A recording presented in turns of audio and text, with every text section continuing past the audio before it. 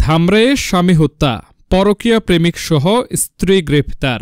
Shiny চুলে এখন হবে সব হেয়ারস্টাইল। সিল্কোর দ্বিগুণ শাইনি চুল প্রতিদিন।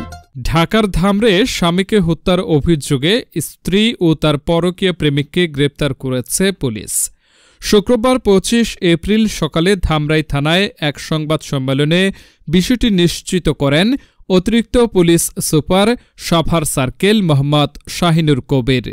গ্রেপ্তারকৃতরা হলেন তোফাজ্জল মিয়া ও জয়তুন।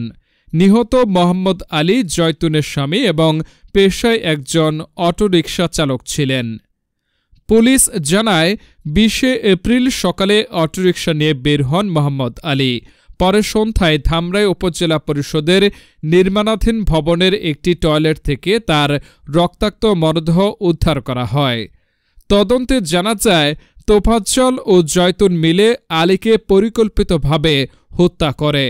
ঘটনার দিন তোফাজ্জল বাঁশ কেনার কথা বলে আলীকে ভবনে নিয়ে যায় এবং ইট দিয়ে মাথায় আঘাত করে।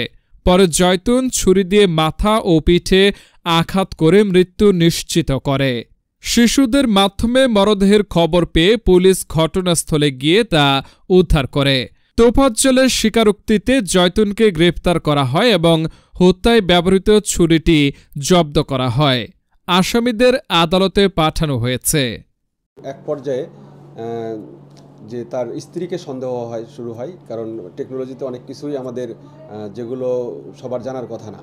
এরপরে তার স্ত্রীকে যখন সন্দেহ হয় তখন স্ত্রীর সাথে কার সখ্যতা রয়েছে তাকে আমরা মার্ক করতে পারি। তো দেখা যায় যে তোফাজ্জল হোসেন, যার বয়স ৪৮ বছর, সে ওই একই এলাকার।